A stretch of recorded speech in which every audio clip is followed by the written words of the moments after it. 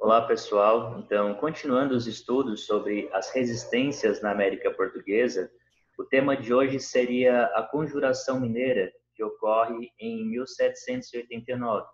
Mas antes de a gente tecer algumas reflexões sobre este movimento, nós temos que pensar sobre o contexto da produção aurífera em Minas Gerais, especialmente durante a segunda metade do século XVIII, entre os anos de 1750 a 1800.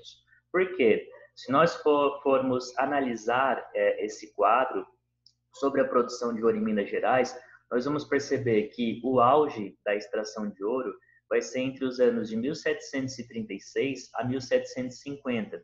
Depois desse período, se registra cada vez mais um declínio maior.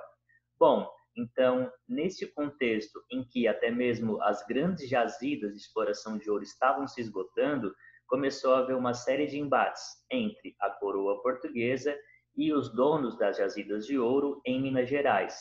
Por quê?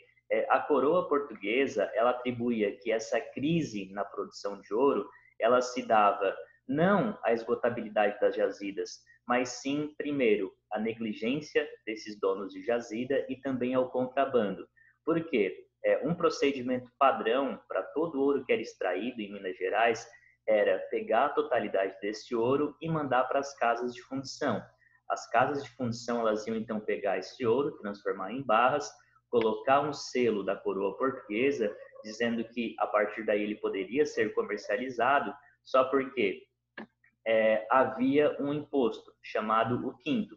Então, se você extraísse 1 quilo de ouro e mandasse esse 1 quilo de ouro para as casas de fundição, devido a esse imposto do quinto, você pegaria de volta apenas 800 gramas, porque a quinta parte do que você mandava ficava com a coroa portuguesa. Então, novamente, se você extraía 1 quilo de ouro, mandava para a casa de fundição, você teria de volta apenas 800 gramas.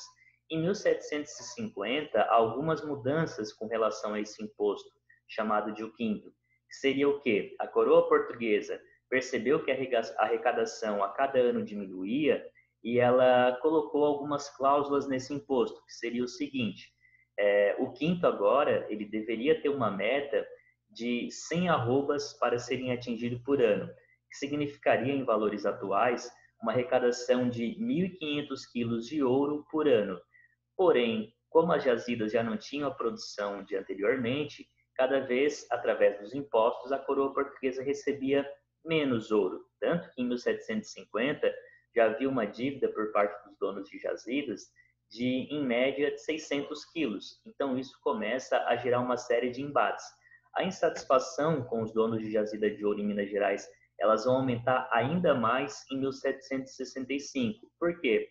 A coroa portuguesa cria novamente mais um imposto, que chama-se a derrama, que seria o quê? A cobrança de todos os impostos atrasados. Então, muitos donos de jazidas, temendo o endividamento e podendo perder tudo que tinham, começam a se juntar e criar, então, manifestações contra a coroa portuguesa. Dentre elas, se destaca a Conjuração Mineira, de 1789, que então foi uma resposta ao governo português, do qual um grupo de homens, quase todos, a grande maioria, pertencente à elite econômica de Minas Gerais, vai se reunir em Vila Rica e planejar uma rebelião. Então, dentre alguns participantes, se destaca Tomás Antônio Gonzaga, que era juiz de Vila Rica, Cláudio Manuel da Costa, que era advogado intelectual, Inácio de Alvarenga Peixoto, que era dono de jazidas de ouro e também filho de um grande fazendeiro, Padre Oliveira Rolim, chefe político do Arraial do Tijuca, atual Diamantina, era também agiota e negociante, Padre Carlos Correia de Toledo, dono de terras de minerais e de fazenda, uma das maiores de Minas Gerais, Joaquim Silva dos Reis, contratador. Então, na sua grande maioria, eram homens ricos, de elite econômica, e alguns deles estavam endividados e tinham muita insatisfação com esses novos impostos criados pela coroa portuguesa. Também se destaca a participação dentre eles de um homem que havia sido dentista, prático, tropeiro, garimpeiro e que aos 30 anos se tornara militar. Ele era então o Joaquim José da Silva Xavier, mais conhecido como o Tiradentes. Essa é uma imagem produzida em 1940 do Tiradentes. Ele era conhecido então por ser a pessoa em que mais se disseminava, em que propagava as ideias dos conjurados, né? Que então procurava adeptos para fazer parte desse movimento contra a coroa portuguesa. Mas, de fato, o que esses conjurados defendiam? Então, primeiro, a independência de Minas Gerais. Não era a independência do Brasil, porque nesse período a ideia de uma nacionalidade ela não existia, ou seja, como é hoje, por exemplo, uma pessoa que mora no Rio Grande do Sul e uma pessoa que mora na Amazônia, todos se reconhecem como brasileiros, como habitantes da mesma nação.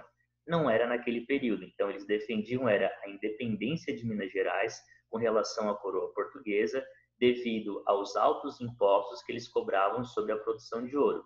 Também a proclamação de uma república por parte de alguns, que aí havia então a influência das ideias iluministas, né?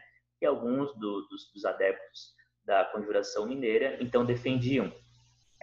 E por fim eles também defendiam a criação em Vila Rica de uma universidade, então um centro de produção de conhecimento e de pesquisa, e de uma casa de moeda para controlar a emissão de dinheiro. Mas alguns temas não eram de acordo entre esses conjurados. Por exemplo, enquanto que alguns eram influenciados por ideias iluministas, outros não estavam interessados na formação de uma república, outros só queriam que as suas dívidas fossem perdoadas e que a derrama fosse suspensa. Um outro tema que também não era acordo era em relação à escravidão. Enquanto alguns eram a favor da abolição da escravidão, outros adeptos do movimento tinham grandes fazendas, utilizavam mão de obra escrava e não pensavam em iniciar um movimento para se abolir a escravidão, por exemplo. Mas como esse movimento termina? Como a conjuração termina? Né? Com a denúncia, prisão e sentença. Então, basicamente, a partir do momento em que as ideias desses rebeldes começaram a ficar conhecidas, houve muitas denúncias para a coroa portuguesa. Então, dentre eles, o coronel Joaquim Silvério dos Reis denunciou a Conjuração Mineira. Ele também estava endividado e ele fez essa denúncia e ele queria, em troca, que as suas dívidas fossem perdoadas. E, de fato, elas foram. Então, houve um processo, 3 anos de processo. Inicialmente, todos os conjurados foram condenados à morte. Porém, depois se reviu e quase todos tiveram mudanças nas suas penas. Então, a grande maioria foram condenados ao exílio nas colônias portuguesas na África. Apenas um conjurado que não teve a sua sentença alterada. E foi ele, Tiradentes, que era o único que não pertencia à elite econômica, né, que foi condenado à morte. Ele foi enforcado e depois esquartejado. Essa é uma imagem que durante muito tempo circulou para tratar do tema da Conjuração Mineira. Então, a gente vê aqui um Tiradentes barbudo, cabeludo, né, prestes a ser executado, e é muito comum se associar a imagem dele à imagem de Jesus Cristo, sendo um homem que morreu para defender a sua pátria, para defender um Brasil independente, só porque alguns aspectos sobre essa imagem são questionados. O primeiro deles é que a Inconfidência Mineira, como já foi citado anteriormente, ela não foi um movimento que lutava pela independência do Brasil, mas sim pela independência de Minas Gerais com relação à coroa portuguesa.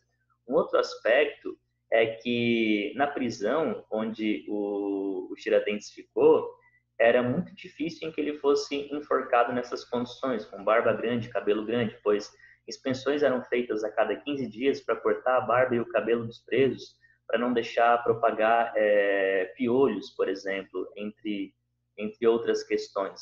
Então, ela foi muito mais uma imagem construída para levantar o sentimento de nacionalismo, né, de dizer que o Brasil tem os seus heróis que defenderam a nação, até mesmo com a vida, muito mais para construir uma imagem de nação do que propriamente uma análise, do que representando um processo histórico, né?